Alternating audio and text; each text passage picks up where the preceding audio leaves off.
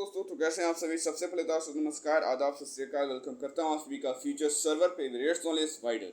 दोस्तों, आज है 24 मई 2023 और 24 मई 2023 तक के जितने भी मेन इकोनॉमी अपडेट्स हैं उसके बारे में हम लोग इस वीडियो में डिस्कस करेंगे। तो चलिए बिना देर किए वीडियो को स्टार्ट करते हैं। दोस्तों, जो सबसे पहला अपडेट है वो ये है कि जो इंडिया का इन्फ्लेशन वॉर है वो अभी भी खत्म नहीं हुआ है, ऐसा आरबीआई गवर्नर दास ने कहा है, यानी कि शक्तिकांत दास ने कहा है कि भारत की जो लड़ाई है महंगाई को लेकर वो अभी भी खत्म नहीं हुई है। कुछ की पॉइंट्स है इसके रिगार्डिंग, उसके बारे में हम लोग डिस्कस करते हैं। इन्होंने कहा है कि भारत इस बात से बिल्कुल नहीं नकार सकता है कि भारत में महंगाई है, बिल्कुल महंगाई है और महंगाई रोज का रोज बढ़ती जा रही है और इसके विरोध में जो हमारी लड़ाई है उसे जारी रखना पड़ेगा। इन्होंने और चीज़ें भी कही हैं कि इसका जो मुख्य कारण, इसका जो मेन कारण है, इन्होंने बताया है कि यूक्रेन और रसिया का वॉर या रसिया यूक्रेन का जो वॉर है ये इसका मुख्य कारण है, जिसके वजह से बिग सरप्राइज देखने को मिला है हमें इन्फ्लेशन रेट में।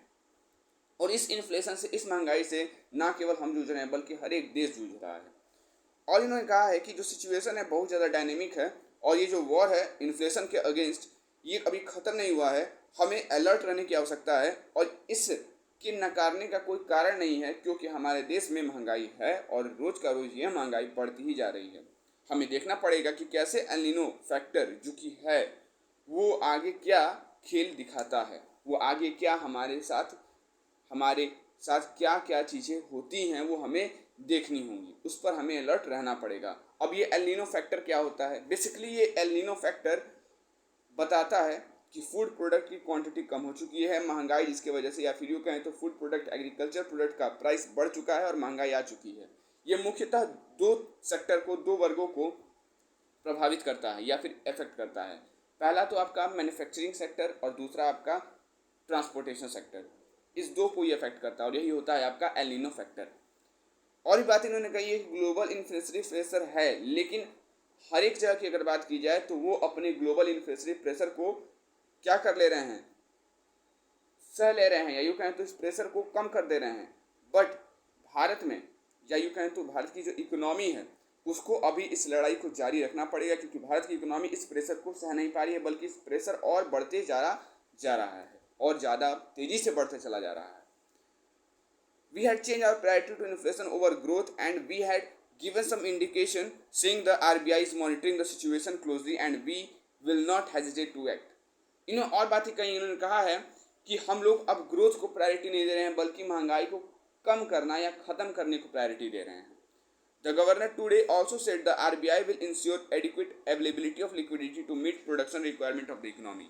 अर्थव्यवस्था की जो प्रोडक्शन रिक्वायरमेंट है उसको पूरा करने के लिए हम लोग पर्याप्त मात्रा में लिक्विडिटी की भी अवेलेबिलिटी को क्या करना है, हमें इंश्योर करना होगा।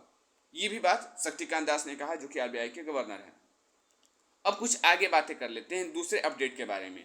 तो दूसरा अपडेट ये है कि export ban on wheat to continue in the current year. इस साल भी जो वीट के ऊपर एक्सपोर्ट बैन है वो लगा रहेगा, यानी कि इस साल भी वीट का एक्सपोर्ट नहीं होगा, उसका निर्यात नहीं होगा। क्या इसके रिगार्डिंग की पॉइंट्स है उसके बारे में समझते हैं। देखिए, जो वीट के ऊपर बैन था, या वीट के ऊपर जो एक्सपोर्ट पर बैन था, वीट के एक्सपोर्ट पर जो बैन था और वीट प्रोडक्ट्स के एक्सपोर्ट पर जो बैन था, will continue the current year, वो इस साल भी कंटिन्यू रहेगा। एक सीनियर गवर्नमेंट ऑफिशियल ने कहा मंगलवार को ऐसे बात। The ban has been imposed in May last year due to reduce wheat output. ये पिछले साल ही से इस बैन को लगाया गया था। कारण क्या था? कारण वही आउटपुट का रिडक्शन या वीट आउटपुट का रिडक्शन या रिड्यूस हो जाना, क्योंकि जब भी आपके पास सरप्लस होगा तब आप उसको अपने देश से बाहर उसको भेजेंगे, और जबकि वो मेन फूड प्रोडक्ट है, तो उस चीज़ को अगर हमें बाहर भेजना है तो हमें सरप्लस में होना जरूरी है, और हम लोग सरप्लस में वीट के प्रोडक्शन में हैं ही नहीं। तो ऐसा सुबोध के सिंह ने कहा कि हम लोग एक्सपोर्ट वीट का इस साल भी नहीं करेंगे। और ये सुबोध के सिंह हैं कौन? सुबोध कुमार सिंह कौन है भाई? तो ये आपके एडिशनल सेक्रेटरी हैं डिपार्टमेंट ऑफ फूड के।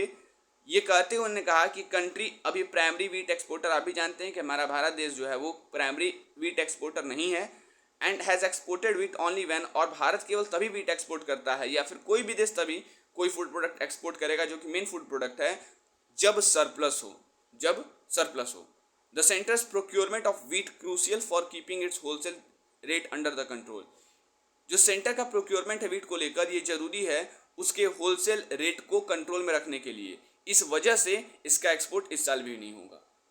ट्रेडर्स ने कहा है कि जो अप्रैल में प्राइसेस के 160 रुपये कम थे वो मई में 160 रुपये ज़्यादा हो गए हैं, यानी कि मई में 160 रुपये पर किलो इन मई इसका जो प्राइस है वीट का वो बढ़ गया है। आप भी जान रहे हैं कि गेहूं की जो कीमत है दिन प्रतिदिन बढ़ती ही चली जा रही है। यही कारण है कि इसके एक्सपोर्ट पर बैन लगा दिया गया है। इस साल भी, पिछले साल भी लगाया गया था और इस साल भी लगाया गया था। कारण क्या है? कारण वही है कि आउटपुट, या यूँ कहें तो रिड्यूस्ड आउटपुट या रिड्यूस वीट आउटपुट, जिसके वजह से इस साल भी या करेंट ईयर में भी वीट का जो एक्सपोर्ट है उस पर बैन लगाया गया है, और ऐसा सुबोध कुमार सिंह ने कहा है। आपको बता दें तो FCI जो है, यानी कि फूड कॉरपोरेशन ऑफ इंडिया, यही गवर्नमेंट के बिहाफ पर किसानों से क्या करती है? वीट परचेस करती है। किसके बिहाफ पर? सरकार के बिहाफ पर, ठीक है। और ज़रूरत इस बात की है कि भाई होलसेल प्राइस को कंट्रोल में रखना है, इस वजह से भी बाहर इसको नहीं भेजा जा रहा है।